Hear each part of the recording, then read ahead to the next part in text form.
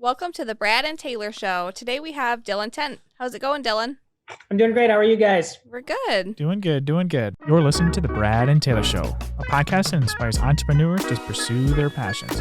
We're sitting down with some of the best to learn how they got started and some lessons they learned along the way. Back when you were really little, did you want to grow up to be an agent? No, No. No. What did you want to be? a chiropractor. Oh, tell us. That's way different than what you're doing now. Yeah. My dad is a very successful chiropractor, Okay.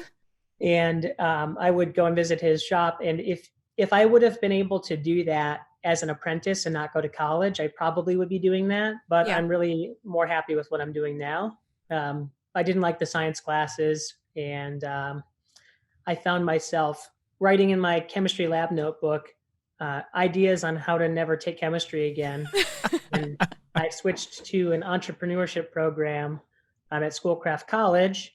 And then a professor failed me in English on a test. I think it's because he overheard me making fun of his ponytail. Oh.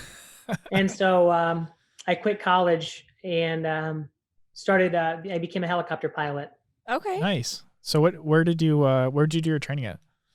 So I did it at the Oakland Troy Airport. I did my private and my commercial license there. I did my flight instructor rating at Maple Grove Airport in Fowlerville. Yep. And then I did my instrument in Long Beach, California. Oh, wow. Awesome. So how'd you go from going to college to then being a helicopter pilot to then being an agent? How'd that work?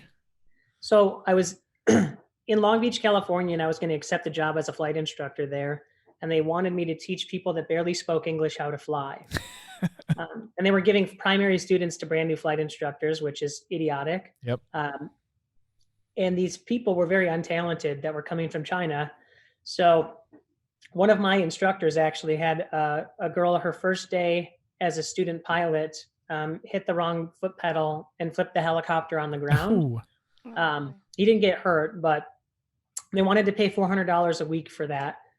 And I was like, you can't do that in California. So I was flying over Malibu and I was looking at all these big, beautiful homes. And I said, hey, I bet I could take a picture of that house, sell it door to door and make $500 a day instead of $400 a week. Yeah. So did you end up doing that? So I came back to Michigan because that's where I lived full time. Yeah. Mhm. I rented an R44 and a photographer, and we flew around Oakland County and Wayne and Livingston and took pictures of all the big houses and businesses. And then I went door to door selling the pictures. Oh, wow. That's crazy. Nice. It's kind of a crazy story. So then how did you get to an agent? Were you just kind of going to all those houses and going, wait, I could just sell these? Well, one of the guys, his house was for sale. And Okay. he was a friend of mine. And he was like, hey, I think you'd be better at this than the guy that I hired. If you get your real estate license, you can sell my house. Oh, So wow. I went and got the license, and my first listing was $1 million. My second listing was $1.3 million from somebody on my hockey team whose parents saw the real estate video that we made for the first one. Yeah. My third listing was from an open house that I did at the first listing, and it was for just under $3 million. Huh. And at that time I was 24. I'd never had a real job.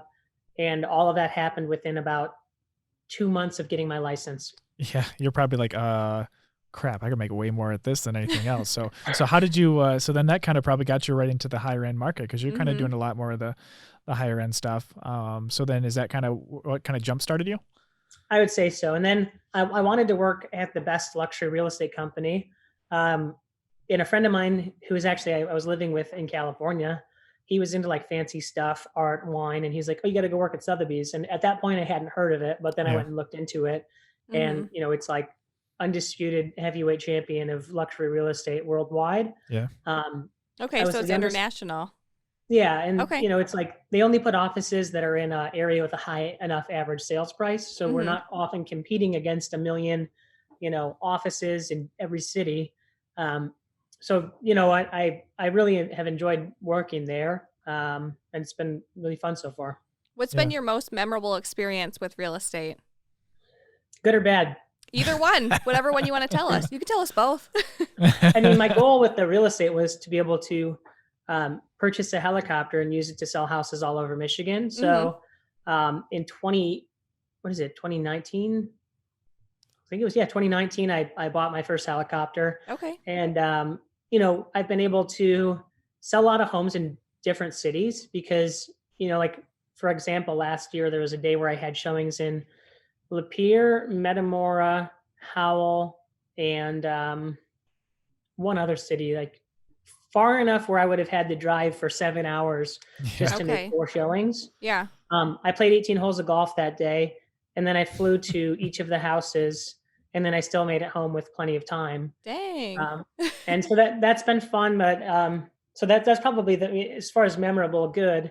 That was the goal, was to be able to eventually get to where I was owning and not renting, Yeah. and then using that to sell all over Michigan, which we just sold a property up in Mayo. Mhm. I have no problem working up on Lake Michigan, or anywhere that's a high enough sales price to justify spending the cost to fly there. Yep, Mm-hmm. for sure. I remember that one in Mayo.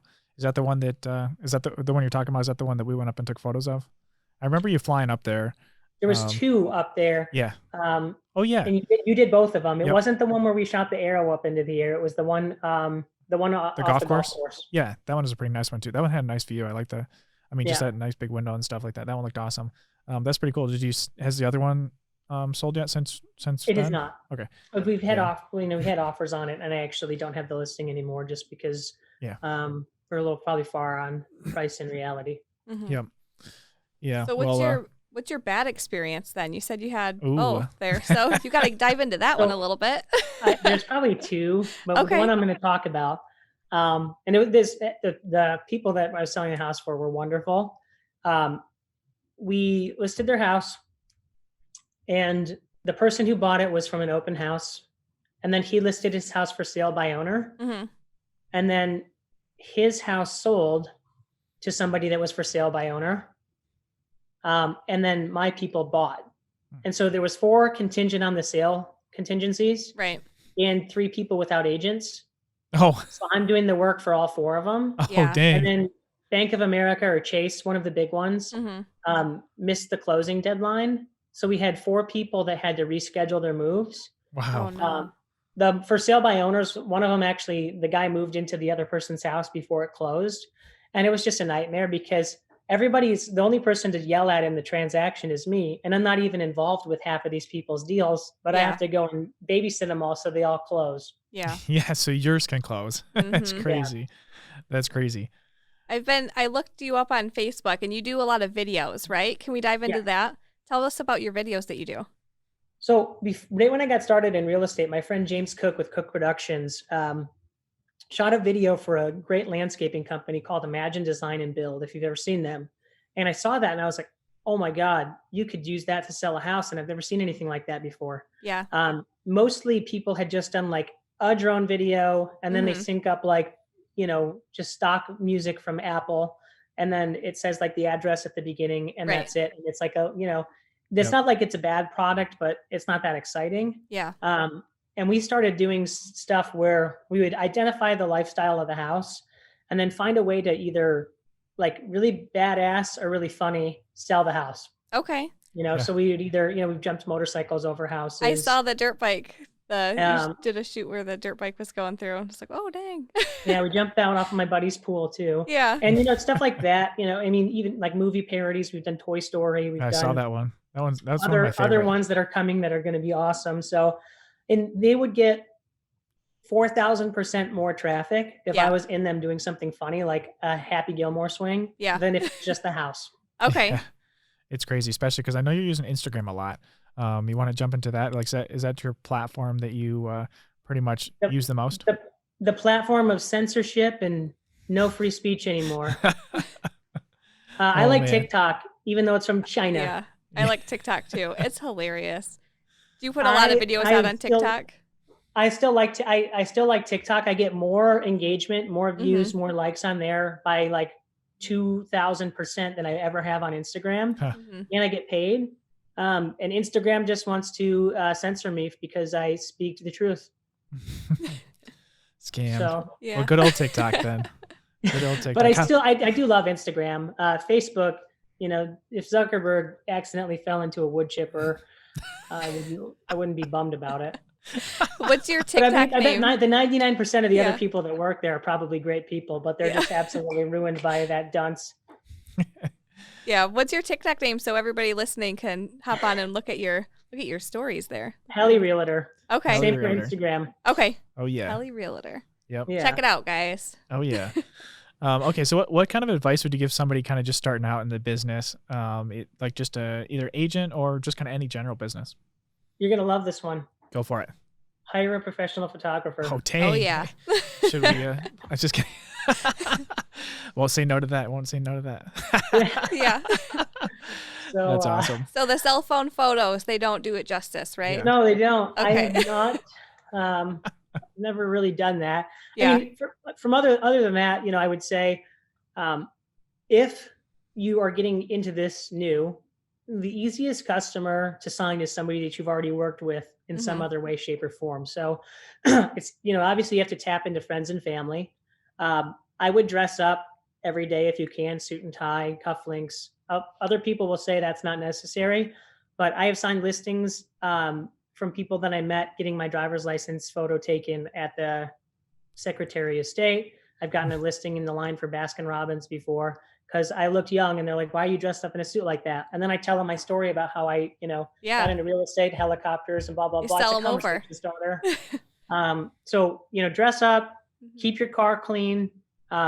If you have a great marketing program at your work, make sure that you know every single thing that's on there because most people lose listings to other agents that are more prepared Mhm. because they understand A, the tools that their company has to offer, and B, how to use, it sounds like cliche to say use social media, but I can show somebody my analytics from TikTok and say, I had, 900,000 people watch this video of this house.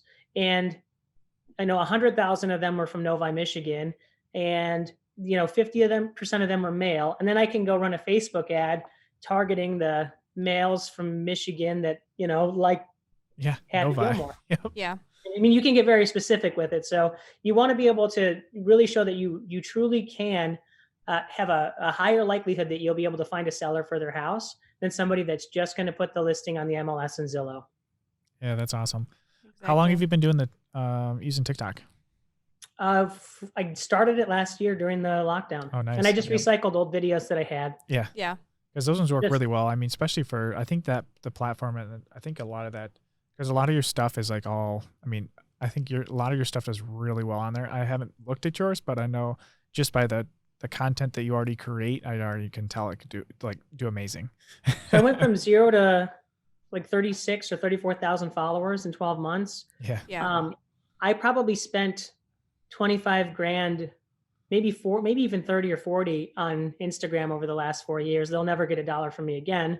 But to grow to 22,000 on Instagram, TikTok pays me per video now. They haven't taken down any of my posts for, speaking my mind. So Yeah. until that starts to happen. So when you first started out in real estate, did you get any advice from a mentor or anybody that you'd like to share with everybody? So I grew up with very great mentors from different businesses. Okay. One of them is my business partner. I own 2 Airbnbs with right now. He's the one that I sold his house that got me in the business. Okay. And he ran a plastics company, but he started out as somebody that swept the floors at the plastic company until he was the CEO. Then he left, became opened his own plastics company and then sold that for a very large amount of money later on in life. And I learned a ton from that guy. His name is Dave Doney. My other friend, Jim Blasius, owns an auto finance company. And I traveled the world racing motorcycles with him and his family. And his son's one of my best friends. I've learned a ton from him. He was a guy that at 8 years old had the largest paper route in the history of Oakland County and has done everything under the sun, until he, became very wildly successful in an auto finance company. Yeah. Couple other guys. And then in real estate, there's a lot of things I would say I learned from Dan Gutfriend, from a professionalism standard and things that I thought would be good. But a lot of the stuff that I would say has made me most successful were things that I thought were obvious and no-brainers to do that other people weren't doing. Mm-hmm. Just like getting on Instagram earlier than people and making the videos. Yeah.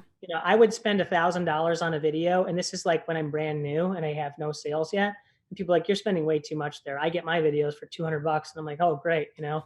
oh, you keep using that guy. Yep. And my video would get, 400,000 more views, Mm-hmm. and it was way better. And then now all these people are using my guy too. Yep. Yep. Yeah, he does an awesome work. He does an awesome job. Once I saw what he's doing, I was like, oh dang, you got him. We have fun. We make, we make the story. That's the thing, is the story and the editing is the really fun part. There's people that do great, like, because there's a lot of people that do really good videos now. And they transition them well, and the song and the editing is good, but I still think that James does the best with the stories for the property. Yeah. The stories, I think that's kind of your brand. I mean, the stories on it, because you don't see that anywhere else. and it's just, and we never go there prepared, other than I'll bring props from my basement from like Halloween. Yeah. And then we just figure it out. How do you guys go about making the story? Do you walk through the property and be like, okay, this is a really cool idea? Do you guys just kind of like wing it in that sense? I had the putter for Happy Gilmore. My mom got it for me on eBay. Yeah. So I had to wait until I had a property that was on a golf course to do that one. Mm-hmm. If the house has a lot of land, obviously we're going to do a helicopter scene. Yeah. If the house has a shooting range, AR-15, which one of them did. Yep, I saw that one too. Yeah. So there's two cuts of that video. One of them's like very aggressive. I'm shooting a stuffed animal with the tannerite in it, and it's like the tannerite didn't explode, but I'm still shooting like a stuffed puppy. Yeah. And so the owner of my company, one of our agents, I don't know who, complained to him and said, hey, Dylan's shooting an AR-15 at like a stuffed animal in a real estate video. And I was like, he's like, I'm not going to tell you to take it down because I love America, but if you get like really bad negative publicity for this, I'm going to have to fire you. I'm like, hey, if we get a bunch of free publicity from this, from somebody that's offended, we're going to sell the house. Yeah. Now, the house in question was on the market with a different agent for 2 years. We took it over at the same price and sold it in under a month. And that video that I'm talking about got 500,000 views, and it was my first, biggest, most viral video that I'd ever had. Okay. It's so crazy. your video paid off then. Yep. Yes. Yeah. Yeah. What's the most expensive listing you've done so far? Had or sold? We'll just go with had. I mean, it doesn't. It was 6 million. 6 million. Was that the one? Was that the one with the helipad? Like, no, we just got that. We had two that were big landing sites that we sold. One of them was in Heartland on 40 acres. And the other one was in Romeo on 100 acres. And they were both French country estates that were like, 8 to 15,000 square feet finished. That's crazy. Mm-hmm. But that's cool. What do you got planned for like your next 5 years?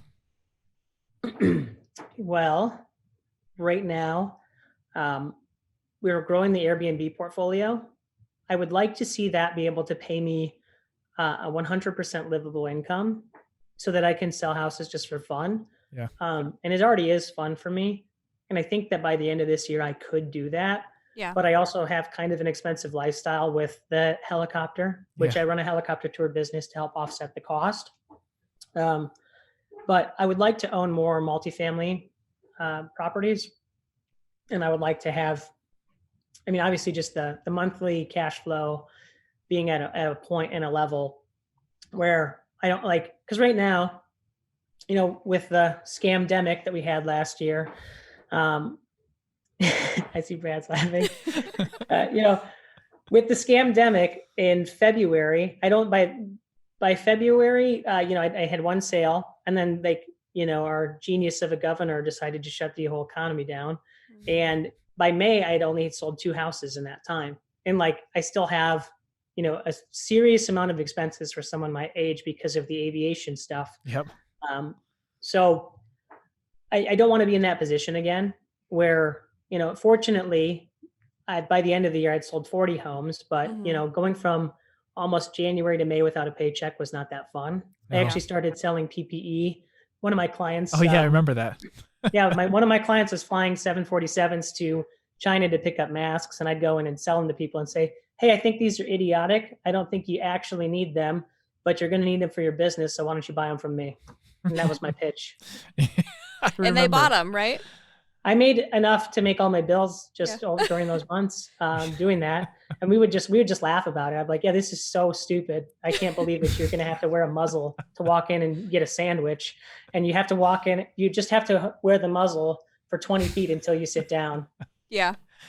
Yeah. I remember when you called me, you're like, hey, I got these. If you know anyone that needs to sell them, let me know or needs to buy them. I remember that call. That was funny. So that's awesome. Cause especially, how many, where you guys, most of your Airbnbs are right now? So right now we have one on Lotus Lake, one on Cooley Lake. My girlfriend just got her first one on Crooked Lake. And then I live on Williams Lake, and mine is going to be converted into one this year. Gotcha. Okay. And that's it's a very interesting business. It's very irritating from a standpoint of, it's like you almost don't ever have a vacation because you're always hosting somebody else's vacation. Yeah. And if something goes wrong, you don't want to get the bad review.